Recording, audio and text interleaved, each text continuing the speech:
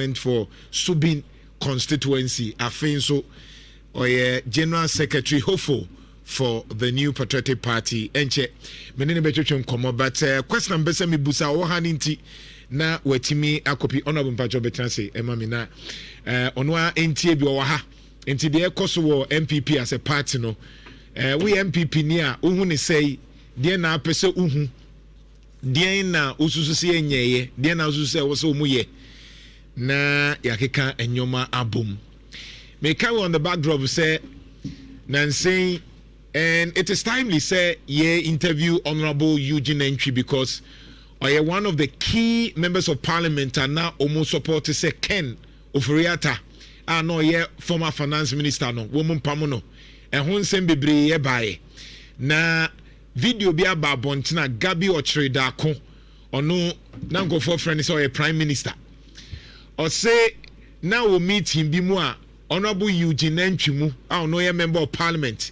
Any other members of parliament omotina ase na Nana Akufo-Addo busa omo say fly over because obekaya amwako attacker say obeye 5 interchanges ama eye Ashanti region for and now say MPs no kotina ase say David fly over no nyai muntie o ye tie say amwako atanye fly over enum no MPs including Honorable Eugene Entry no ye MP for Subi almost Debbie onye mantem kwan na wonya flyover no ehu hia eno ne ma wo mu gya ya no ye mantem kwan no ahonte eye no nwanwa se obi ba begina ba bia be pa cha te se de wo ma anya hwe ewo Ashanti region na se Honorable Eugene Entry mu edi yawu ye tie ye ka se flyover nyamba ye no se problem no free Nana Danko Akufo-Addo because no person ye and Honorable Eugene Boachi Entry mu ye umaji say David Kumasi for the here flyover ye de day ene ene kusi ye de tie no enche ye ne betwetwe enkomo but we MPP ni am be lines we wan kasa o de MPP de ekoi wo hu ne sen de ekosui wa wo hu ne say as an MPP ni wo hu ne say na afi ye a ye ne special guest nso atwetwe enkomo but first I want to make a very quick comment.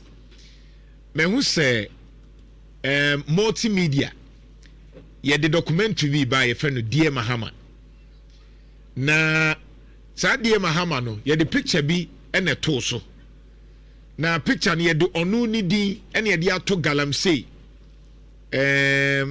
eso into one who Dear Mahama stop Galamsey now na eno ye documentary dia eye multimedia ye tie pa na ebaye no well the good thing is say Honorable Frank Amwakohene Doctor Regional Minister of Ashanti Region miankasa minia ene raise say oh na den tini ye de Yera John Mahama picture mom ena atoso ye documentary no na osusu say Yera John Dramani Mahama obon homoden efa saa enioma no ho enti picture na ye use ne de emboa enti ehadwen now picture we ne de atoso mpacho over Facebook ye de saa picture no ena atoso Jeff pe Nana Akufo-Addo de no emami pe Nana Akufo-Addo de no emami nso enti brabesha picture first picture ye di kan e de to so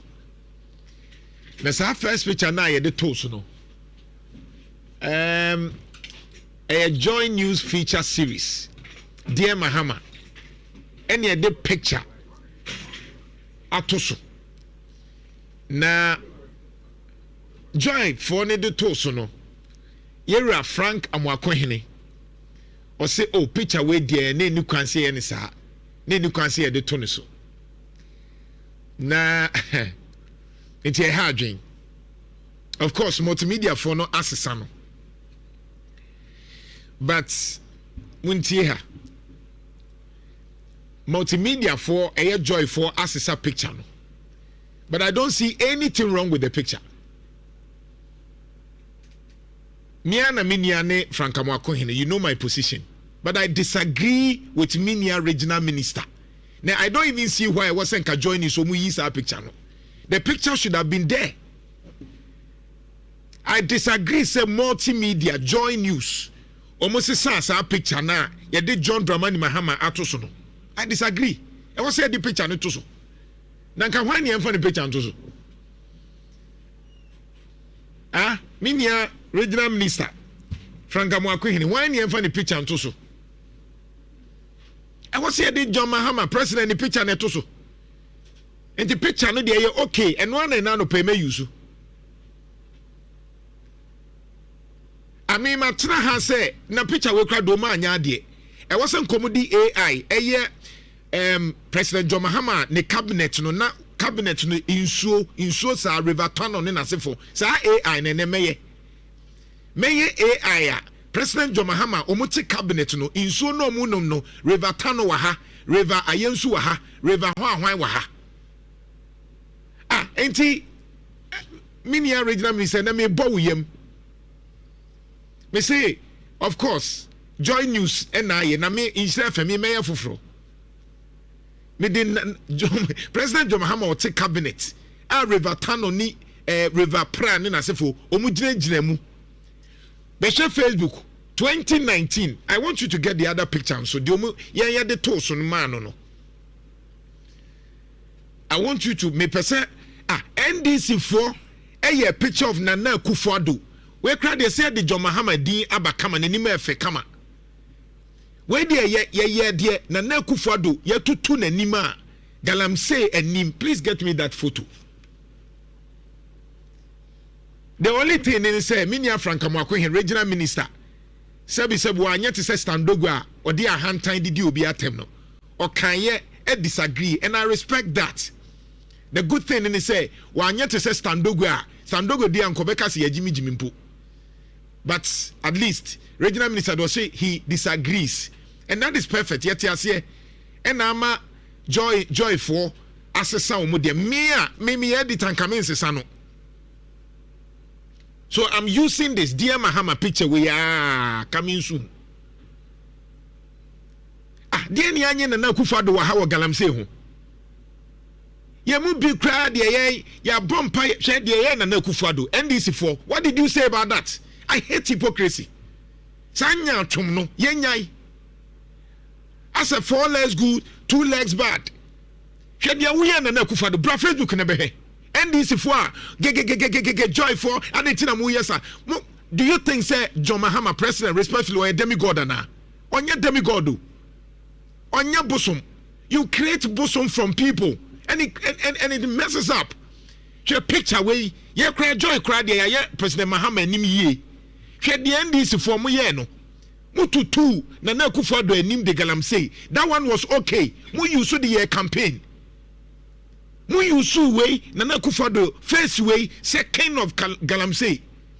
Ye nyina ye support say on fight Galamsey. You were using this picture NDC for many abreno. Satam no mumu say na kan asem no.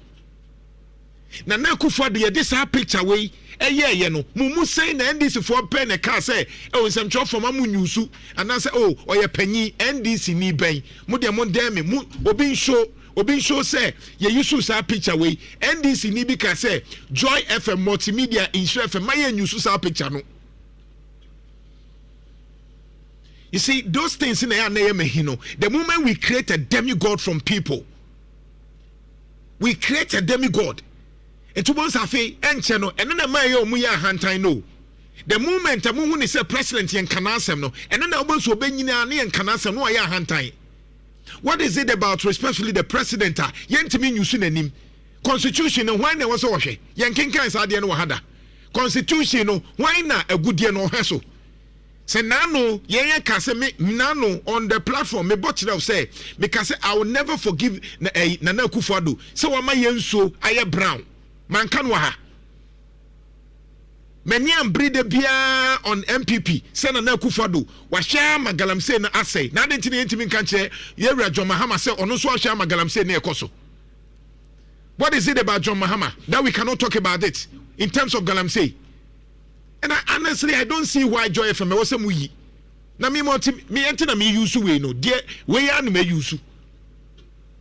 Me and me no regional minister me and me am different but I also disagree.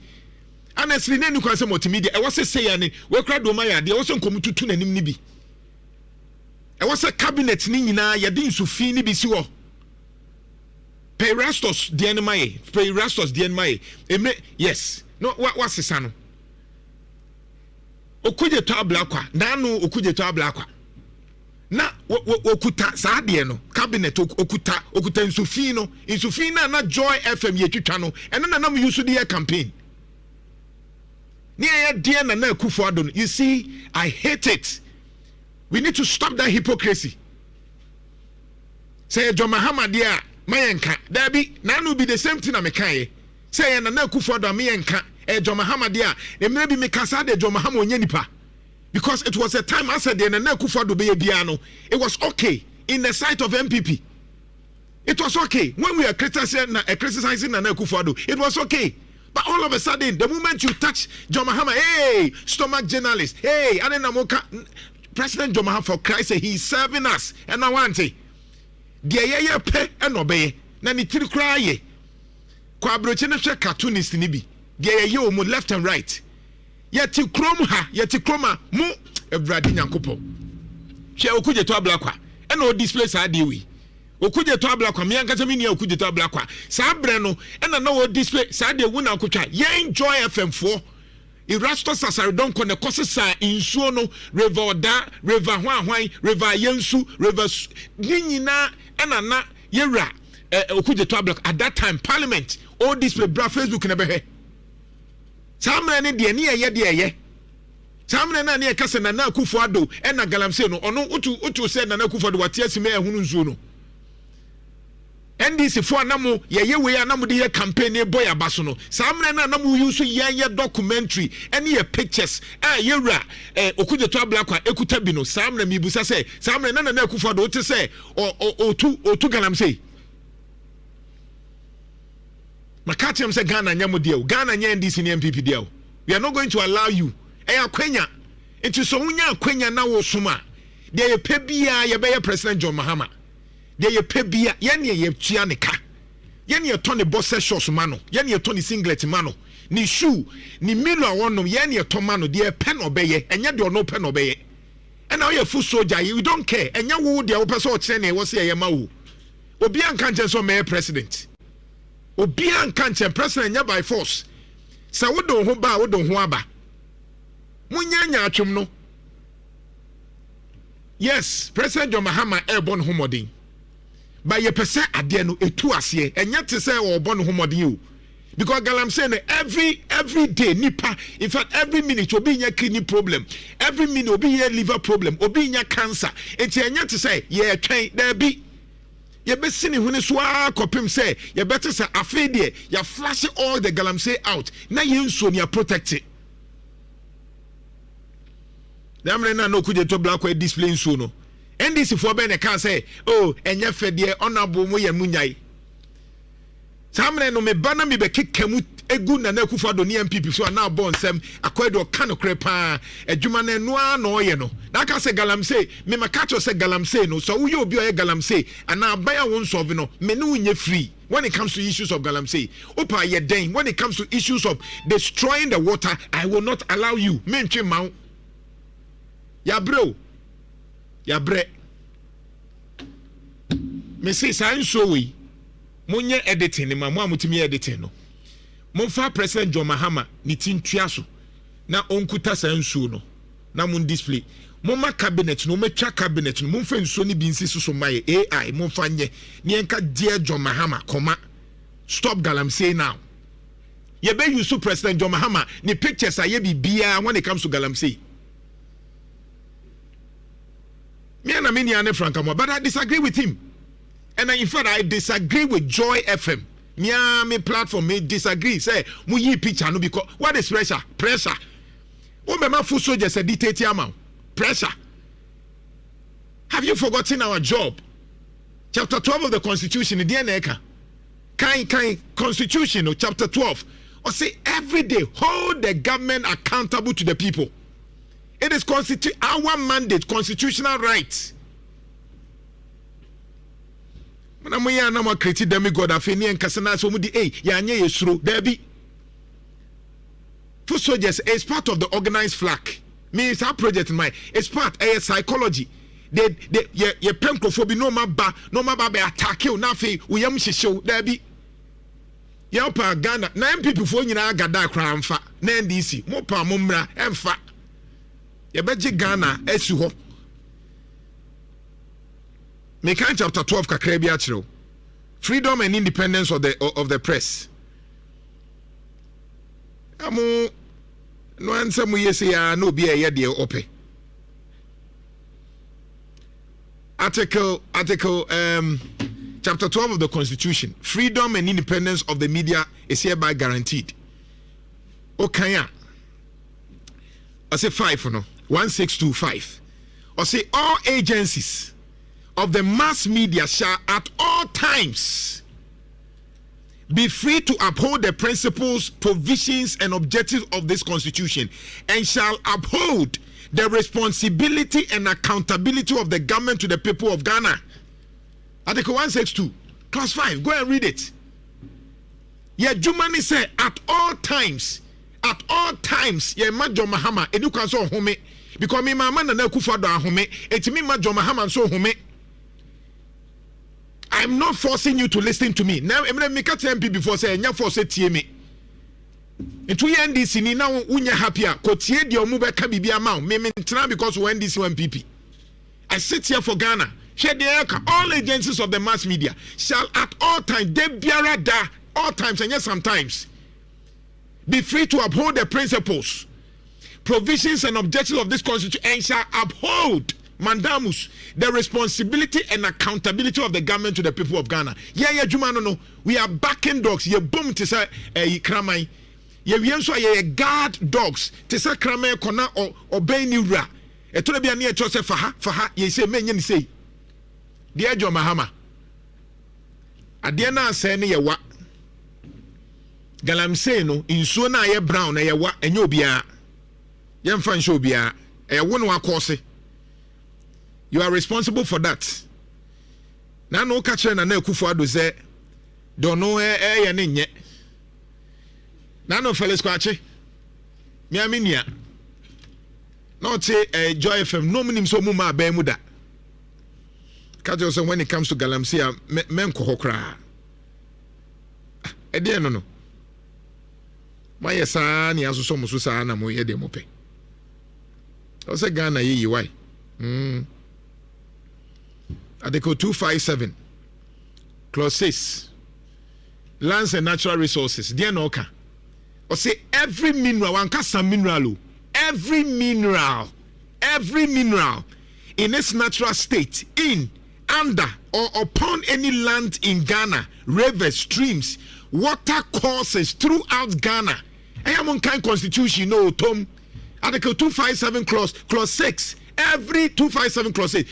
Every mineral, everyone can say some mineral, every oil, gold, timber, why be a chance as I say, Bradinya. Nina, the exclusive economic zones, baby, I put that any area covered by territorial sea or continental shelf is the property of the Republic of Ghana and shall be vested in the President John Dramani Mahama on behalf of and in trust for the people of Ghana.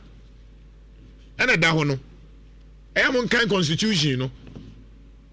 Enti nanu na ne ebo na Akufo-Addo tiri so say ono na also making sure say Galamsey ye be bo John Mahama tiri so sa ene ochina chi say Galamsey no on fix it ye be use ne picture ye be mana num sofi ni bi we kra de say ye e wo say nkema ne sanso ni bi na say the be ya these are the pictures e wo say nke de bobo obo say the be a wo sori anopa now lands and natural resource minister ye ma wan num sofi ni bi ye di AI ya wo ye mehyew. We cannot allow politicians to do anything anyhow. And yes, I na abrochom de teacher mu mai. And yen yanum sem trofo no so say mo boaye. Mo ma politicians intimidate mo dodo. Ade no say what from there eye. Na wo ye wadwuma na wusuru. Tina na Akufo-Addo de ono so onye nipa. Ye boni tiri so left and right, ye dome left and right no. Ye ono onye nipa. Koshe articles a matter of na Akufo-Addo efa Galamsey Drew maybe me article back. Me say we need to clap for Nana Akufo-Addo for turning our water into tea. Article back me Troy. Did you know here ne esichiri? Come na NDC for sana mo boy abaso. Then what has changed? It is wrong. Fix it. The Galamsey they compromise you. Enye. Say no na wo di ya. Yentie yenia Felix Kwache. And Okasama government. Yentie na no be not Joy FM. Yentie do kai. Duati. Sa brena na e ka. Sa mena no kra na adru MPP for say the way Galamsey issue no ma yemfa nya politics tie o. MPP for ka say the way NDC ma yemfa nya politics. Ene da ho no kwhwe me article me tro ene da ho. Thank you Jeff team. 12 May 2023 me na me tro na kojijanto Ghana must apply President Akufo-Addo for miraculously turning our colorless water to brown water. This is the article I wrote. This is the article. Samre no NDC for mo share. Say Nana Akufo Nana Janto why ya dear pa. The way I will see tackle President Akufo-Addo no. And now what the aba debut. Yentie Felix Kwache. Na fi yemrefi.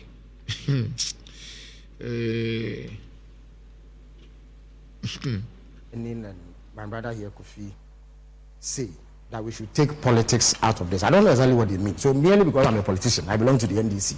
When I see clear wrongdoing on the part of the government of the day, the government that people have voted for, entrusted with power and authority and the resources of this country, I see them fail at what I believe to be a relatively straightforward issue in dealing with illegal mining. Actually, you accuse the NPP of making the fight difficult. But absolutely, then, but is that not what has happened? Come in and you also go on campaign.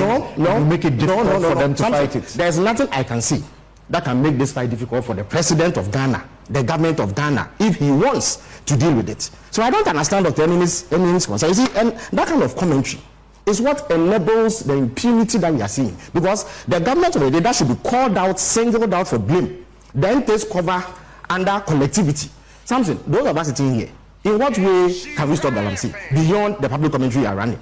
Who has the resources? Why? We have a 15,000 strong army, an almost 40,000 strong police service, and other quasi security agencies. You are telling me that a state like ours cannot wage a relentless battle against some miscreants destroying our environment and win it? The reason we are not able to do so is that this government is actively participating in the loot. And people like Professor Emin and my brother should acknowledge that we have been in power before. When we were in power, whatever responsibility there was to dealing with this was squarely ours. You can accuse us of not being able to carry through with the fight. It will be a valid criticism. But the moment another party takes over and they form government, it becomes their responsibility, unless you have evidence that even as they are making genuine efforts to address it, we are in any way, shape or form acting illegally to undermine them. And we are not doing so. Okay. So I don't accept that collective responsibility narrative. It is only amounting to making excuses for the MPP to fail further. On say assembly or now we can one careful. Utie the fellas car in no say at that time in MP before say mamu fanya politics, mamu fanya amanyosem. I say there be na me apart from say NDC for ni Ghana for yebeki kemuno. Why in the wo to me say obetimi ama police ni soldiers akọ fight. Na issue ne ba ne ayete say oye nyina yen kambum. Eya wo responsibility eya MPP for. Enti munya say me mfanya amanyosem no. Ene yewra Mahama bai. Wasi Ghana for yen support ne meboa. Enye collectivism. Collectivism ne say yen nyina yen support it. Ene mo kasa me mfanya amanyosem. We have to be careful. Sometimes politicians will go overboard. But na MPP for say yen kambom ni solve because Galamsey nya MPP ni NDC asem. O say there be Nana Akufo-Addo ne wo say 2p no. Wanya sa 2 mi na enyo bi na be kire no. Enne wa ba na wo so. Ye di gu so say there be we nya amanyosem yen kambom. Na yewra president sabi papa hu say e wo say kan bom ni nyina ya dwini bom. Enya fe. Nti sa amre na yen nyina nso ya dwini bom mu. And I want to anchor say MP before Nenya. Kase say no. Come so mufanya politics. Mumenya careful. Because the honest truth is that NDC for mudi year politics. Eman comfort to mamu. Galamsey mudi year politics. Ye waha mudi year politics. e man nkofo to ma mo e na mo se mo ba mo be ye ni yie. Oh yeah! Come on! Nhyira 104.5. Kofi, just a quick comment. I mean, honorable Andrew comment.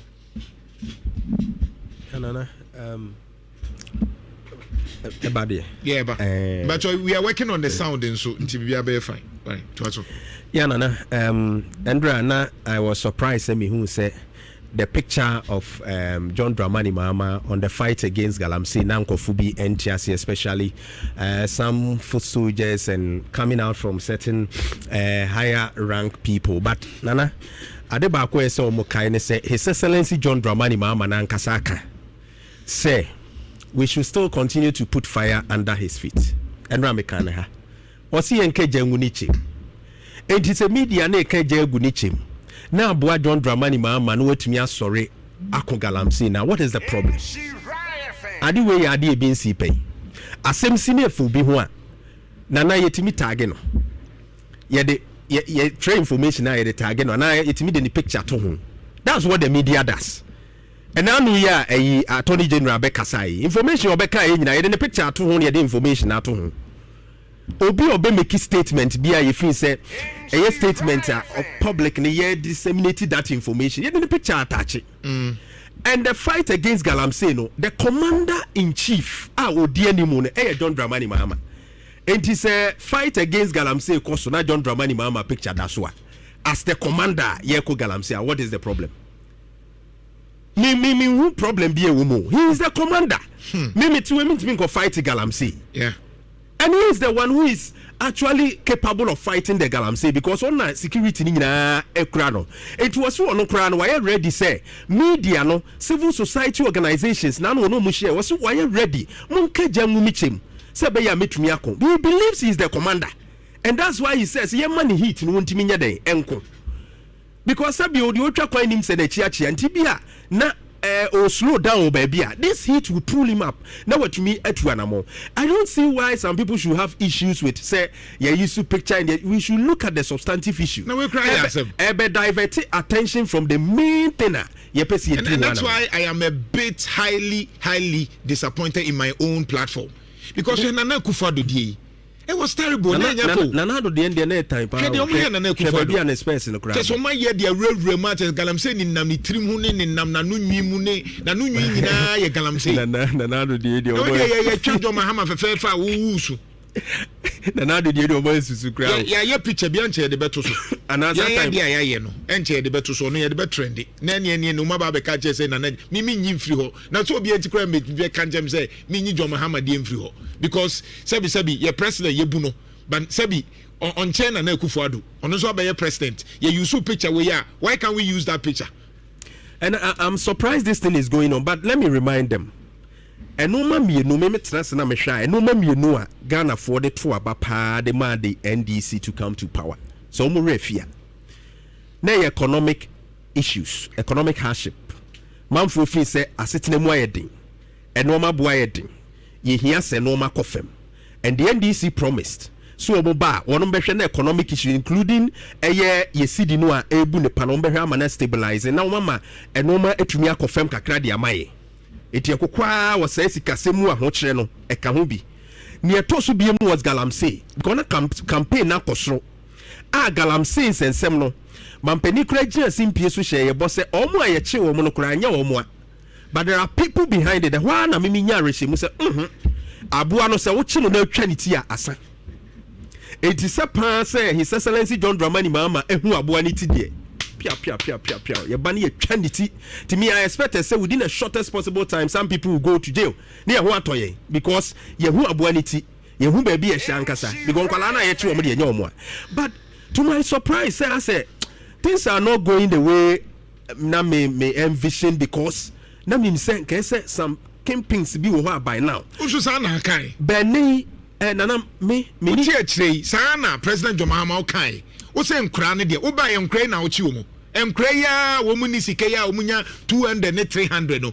Da bani ate say wo de president mra excavators wachi omunyina no panyi ben ene wabo ni dinsi ache no. Empanyifo na wo say na Akufo-Addo ni momu no. Panyi ben wachi omu efa say bia na Jantoa enko mu ye Galamsey ana honorable Eugene Boachi Antwi oye adenti no fa panyi ni mbai. Na would say ene the 7th October exactly 9 months. And nothing of that sort of the kingpins ni actual. But nana for deputy CEO of Forestry Commission, waka simbi ne no na mama bombuye. Abi hu ne say Galamsey ni mum die. Womo ayechi womo ayesi ye behwehwe ne ya investigation agency mo afiri womo ne hu kingpins no. Ebe kamaye. Nana wo say say womo ayefo womo adwuma Galamsey site no. Ye momu do womo moja e kantam. Eye oat. It is a wu kunu kra no a Jeff, I think you still have it. Enra me de send it. You couldn't do it. Me. Who couldn't cry me and Benny say Kurasa one and Suma cry when you're in country. Any country called Kenway and Kebe inedi. Oh, that is what he No, I understand that me ready, but me say any country be and can't win anywhere ya say in Confona ya chiwo mo monka mu rano Kebe wedi. Say be our nana Jantoa na Suma me no. Onti minka because Jantoa fa na adwuma no. O mane di ni moja akantam. Ghana na betimi akasa nsem hunu wi. Entia me mabamu abuo from that time, but I mean we look forward for the best. Jeff project way quickly now unim I don't know surprisingly 1 year ago na me Galamsey hu ase okay and she see na Facebook Eddie memories remind you okay and dey me call 2 years okay and then na Akufo-Addo na me call 2 1 year ago. Wonderful. Jeff project mami 1 year ago na many abri say ye Galamsey say na Akufo-Addo ono na ye ewo tumi say wo so ye hu adwuma sure and Jeff be project sure 1 year ago I was talking about Galamsey and I'm the Aguna Akufo-Addo so and NDC for from saying na wo ye adwuma. What kind of hypocrisy? I remember you were calling him as the commander in chief. Now Bonitri Sopa and Obi a witness to that. Che and I'm the atuano memories 1 year ago fakosoro mami 7 October 2024 fakosoro na nkofo 1 year na me ko tu sa de we and make you just a Ghana de ase enko yanim 1 year ago na me di gu na Akufo-Addo so and na me kire no sa de we 1 year constitution and me kai constitution my constitution na ho mami good asema wo kan de ya and then and na asema na me kan at that time na NDC for say no 1 year ago I was talking about this. I don't have the same thing. Every no no about Nhyira komo. Oh yeah! Come on! Nhyira 104.5. Honorable Eugene Boachi Antwi, General Secretary of the NPP, carried discipline integrity. Now a member of Parliament for Subin constituency. On any special guest. I know ebetwe enkomo ibia yeah. Honorable, good morning. Morning, Nana. Ibia boko.